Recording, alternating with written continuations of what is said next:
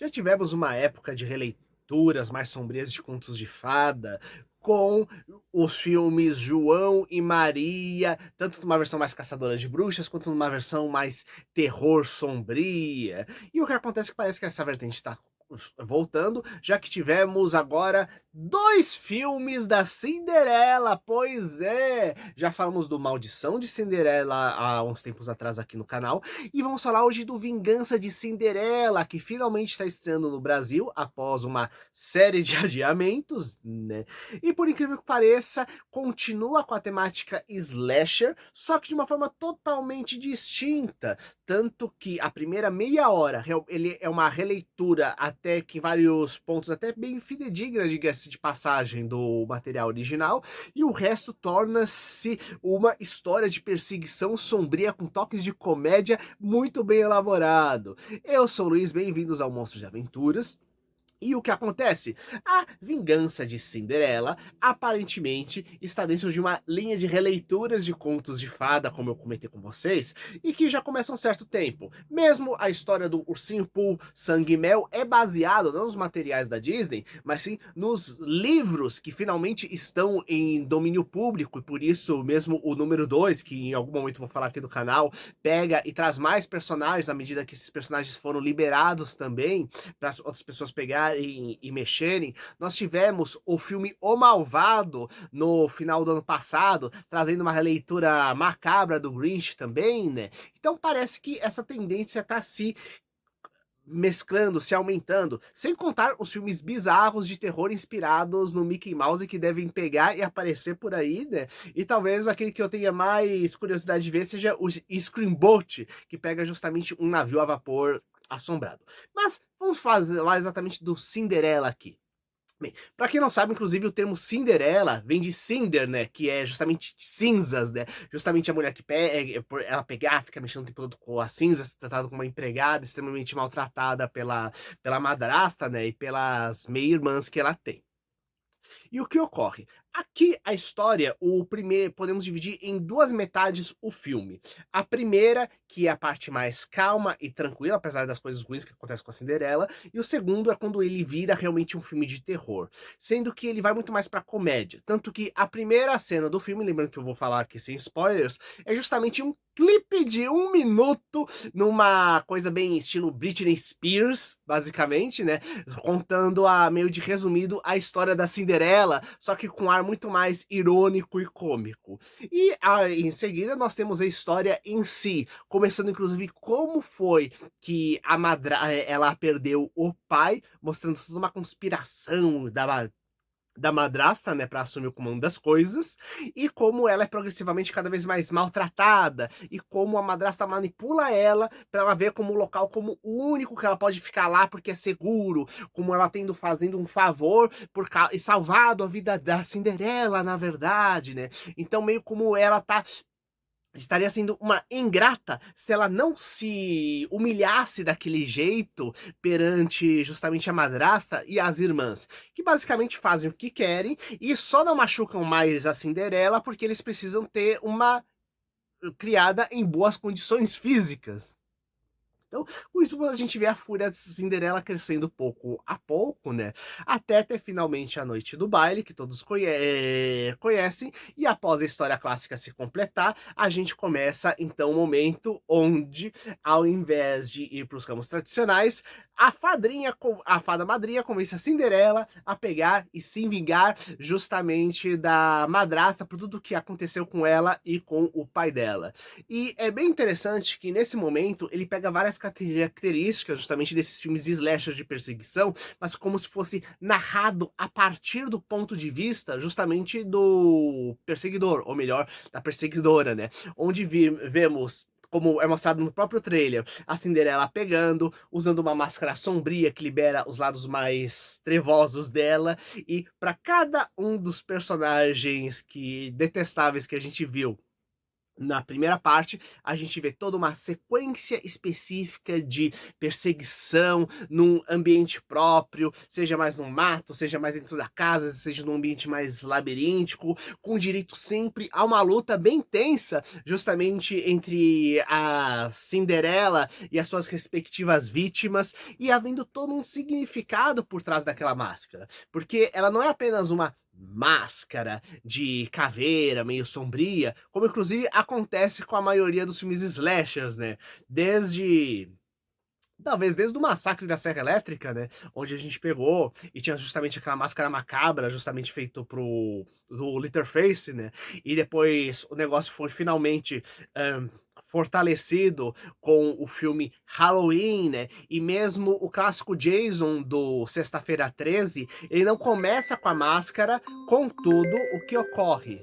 Ele pega e se torna, ele adquire a máscara mais pra frente nos filmes, tornando-se inclusive ela icônica. Mesmo sendo os 3 primeiros filmes, ele não tendo aquela máscara clássica, pra vocês verem como a importância do tipo do rosto que faz você aquele rosto que não serve pra pegar esse disfarçar. É um rosto que serve pra encobrir a sua humanidade e um rosto falso onde você cria em cima dele uma projeção dos seus lados mais sombrios e tenebrosos. Inclusive, o que acontece? Quando a máscara é oferecida justamente para Cinderela, ela não sabe, mas existe um histórico todo por trás da máscara que não é sobrenatural e que faz com que, na verdade, ela usar a máscara tenha uma camada nova, justamente de significados de acontecimentos dentro da história, né? O que é bacana, porque no porque na maioria das máscaras, inclusive dos personagens, justamente personagens slashers, quase não existe uma história, quase do tipo, ah, é uma máscara que vai deixar um visual legal pro filme, né? Mas não, aqui tem uma história interessante, né? Assim como o mesmo Leatherface tem uma história bem macabra por trás do rosto dele, né? Ou mesmo Fred Krueger, que não usa uma máscara, mas tem todo aquele rosto macabro por causa de uma história específica muito importante por trás. Então, é uma história que se atenta aos detalhes. E como eu comentei, é uma comédia. É uma mistura de comédia com terror. Tanto que ele tem cenas de gore e violência, mas elas são bem poucas em relação ao conteúdo total. Tanto que, se fosse só a primeira metade, seguir só o primeiro estilo da primeira metade do filme e tirasse justamente as origens sombrias e macabras da madrasta, a gente teria, na verdade, uma comédia modernizada da Cinderela. Tanto que as roupas, apetrechos e tudo mais, elas não são tanto uma coisa de época, meio que uma mistura geral de épocas diferentes. E nessa questão de mistura de épocas, quem se destaca é a fada madrinha, que quando ela entra em cena é uma risada certa. Lembrando, gente, que não estamos falando de um filme de altíssimo orçamento, estamos falando de um filme que foi feito com uma grana meio limitada, que sabe a questão dos seus limites para fazer efeitos especiais, então quase não existe computação gráfica, quase tudo é feito prático, o que é muito bacana, então você realmente vê aquela coisa acontecendo, e mesmo essa questão das roupas das Cinderelas. Inclusive, como não tem para os efeitos não ficarem meio bizarros, existem recursos ótimos que são utilizados. E para isso. E como eu falei, a fada madrinha, quando ela entra, ela rouba a cena. Ela me lembra muito, quase que uma versão mais maliciosa do gênio do Aladdin, inclusive da questão dos poderes infinitos, da questão dela fazer comentários e trazer coisas e objetos de diversas partes do tempo, tanto do passado quanto do futuro, que seria nosso presente, né?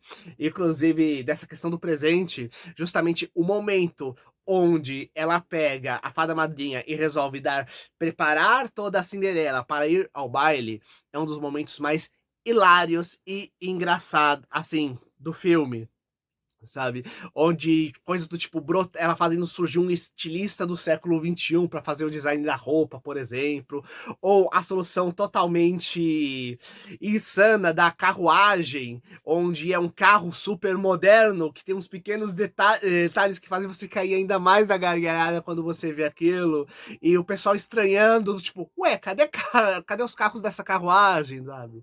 Então, é bem divertido isso. E ao mesmo tempo, esse humor não se restringe simplesmente a fada madrinha, que inclusive é ainda mais acentuado quando a fada madrinha pega e chega e diz: ó, oh, para com isso, hora de se vingar delas, elas precisam ter o que merece, sabe? Mas ao fato também de que cada personagem tem umas situações bem engraçadas e estranhas. As irmãs da Cinderela, por exemplo, elas não são apenas as pessoas malvadas.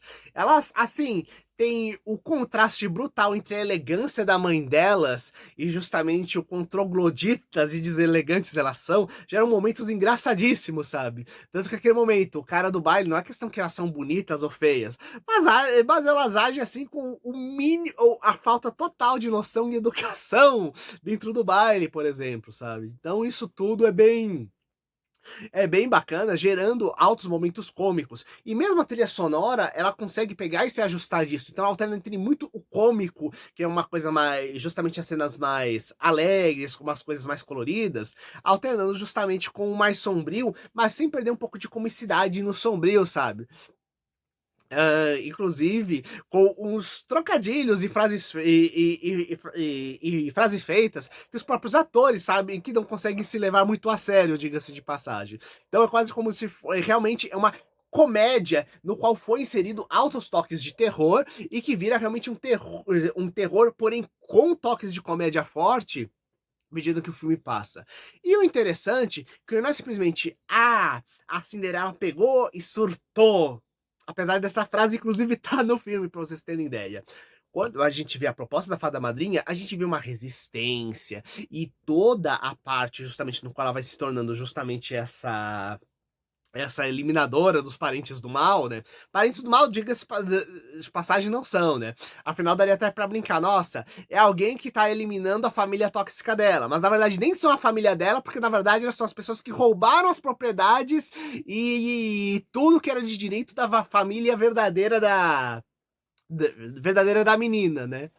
Então, a gente vê esse conflito moral dela, porque ela é pura e inocente, e ao mesmo tempo ela tem um lado sombrio. A gente vê esse contraste, essa briga interna, tanto que elas falam, e bando de víboras, então aquele momento, não, eu tô xingando quem pegou e me ajudou todo esse tempo. Então, a gente vê esse contraste até ela ir trabalhando e fortalecendo cada vez mais esse lado sombrio e mais ativo dela para poder pegar e eliminar as outras pessoas. Inclusive, isso envolve algumas reviravoltas interessantes, porque apesar de termos muitas coisas que são óbvias, porque são um conto de fada tradicional, e se você mudar muita coisa, você inclusive perde a essência do conto de fadas, do outro lado, nós temos algumas reviravoltas, alguns plot twists bem interessantes e que fazem lógica dentro daquela história, inclusive conectando diretamente a cena inicial que eu falei, né? Onde vemos como a madrasta ela manipulou as coisas da família da Cinderela para tomar todas as posses e coisas unicamente para ela, sabe? Então, é bem bacana nesse quesito, né? Então, inclusive, eu diria que em muitos aspectos ele é muito mais bem feito, a história é muito mais bem feita e elaborada, sem ser uma obra-prima, do que justamente o Maldição de Cinderela. O Maldição de Cinderela, que eu comentei para vocês aqui anteriormente no canal, é uma coisa muito mais gore, cheio de demônios, né? Onde a maior parte do filme é realmente ela sofrendo e vendo pouco a pouco umas presenças sombrias chegando, né? E a meia hora final justamente do massacre. Enquanto aqui não, nós temos uma grande história que é dividida justamente em duas partes. Uma do conto de fadas tradicional, onde vemos algumas coisas sombrias acontecendo, só que como se fosse muito mais, a primeira parte fosse mais uma comédia com uns toquezinhos sombrios, enquanto a outra parte é a Cinderela indo para se vingar, só que tendo toda uma estratégia, uma trama por trás de cada pessoa, inclusive para ela não pegar e ser descoberta. Tanto que a máscara funciona para isso também, para ajudar a pegar e preservar a identidade dela de tudo aquilo que está acontecendo. Então, acaba sendo bem bacana nesse aspecto. E normalmente falando, né? Esse é o tipo de filme que é bacana pra você pegar, assistir. Se você gosta de humor meio trash, é bem legal. Um ótimo comparativo, inclusive, que eu faço é justamente com aquele O Malvado que eu assisti no final do ano passado, que eu acredito que tem um.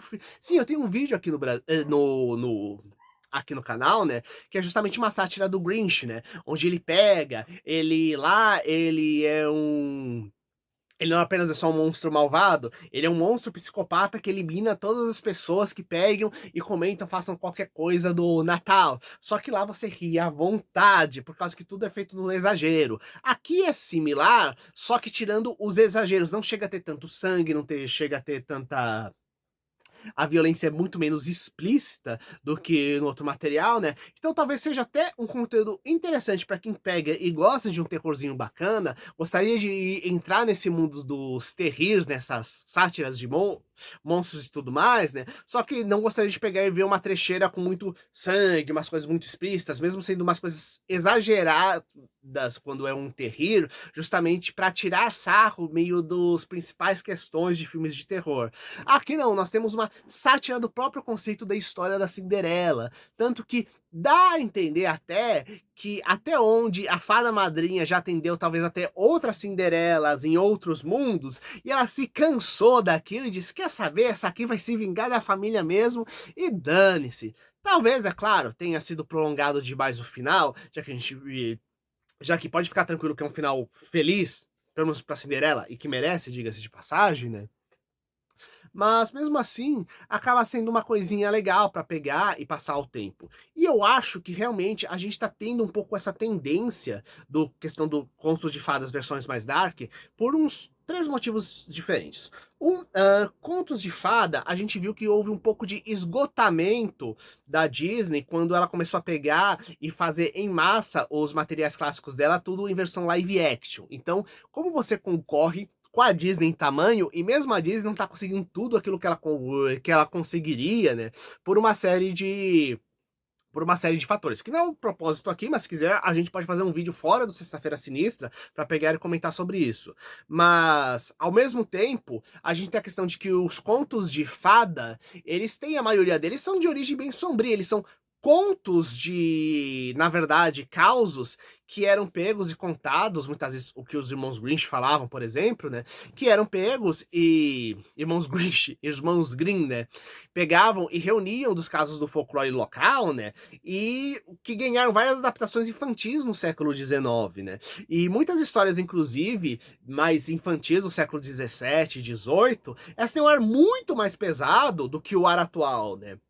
Mesmo meu querido Ar Mágico de Oz, né, tem uns momentos bem sombrios lá dentro, porque era meio o estilo da época. Então faz sentido você pegar esse potencial sombrio que tem lá dentro e você trabalhar dentro das temáticas atuais, porque como eu falei, né, se a gente teve inclusive um período muito de subversão dos contos de fada, gerado inclusive pelo Shrek. Só que depois disso teve uma pausa, ninguém conseguiu mais ir muito nessa linha, né? Aí então tivemos Shrek, Gato de Bosta, a DreamWorks criou o espaço dela. Então, como você faz agora para criar seu espaço, tendo um potencial tão grande com contos de fada que qualquer um pode trabalhar, porém tendo essa concorrência tão forte? Ah, existe um nicho que ainda não está muito bem trabalhado, que é justamente dos filmes de terror. Lembrando que a gente está tendo uma explosão muito interessante justamente de obras de terror de baixo orçamento, porque terror é uma das obras de fantasia e ficção científica que você consegue trabalhar com um orçamento baixo, por causa que o principal não é você ter um efeito de uma ação, de um raio espetacular, etc. O que cria o terror é o clima acima de qualquer coisa. Ou então você trabalhar um pouco a luz e a trilha sonora, você já transforma uma história tradicional numa coisa bem mais sombria, né? E número 3, que é igualmente interessante, eu acho que existe um certo retorno um pouco mais da questão da fantasia nos últimos tempos, ainda mais, tanto que a gente está tendo a competição de Senhor dos Anéis, de Anéis do Poder com a justamente a Casa do Dragão, né, que tá acontecendo nos streamings, né? Então, esse ambiente maior de que propiciar as pessoas quererem coisas de fantasia e contos de fada são coisas de fantasia. Porém, estamos num tempo de fantasia mais sombria, inclusive, já que estamos falando de Game of Thrones, que totalmente é mais sombrio, e mesmo o Anéis do Poder, estamos falando de uma época onde mostra justamente a ascensão do Sauron, o Senhor das Trevas, que vai ser o grande vilão do Senhor dos Anéis, né? Então, aproveitando esse clima de fantasia sombria, nada melhor do que pegar justamente histórias de contos de fada que já tem uma natureza sombria e trabalhar ela de diversas formas. Tanto que eu vi que tem projetos de coisas do Cachinhos Dourados, seriados que tá indo por aí. Temos um material mais antigo que foi produzido, inclusive vários filmes sobre fadas do Dente do Mal, que eu tô pensando talvez a gente pegar e trazer pro canal em algum momento, sabe? Inclusive que eu descobri que existe uma trilogia de fadas do Dente do Mal, pra vocês terem ideia, sabe? E eu quero saber de vocês, quais filmes interessantes, distorcendo e brincando com os conceitos de contos de fada, vocês já assistiram? Coloca aqui embaixo, compartilhe com seus amigos e até o próximo vídeo. Falou!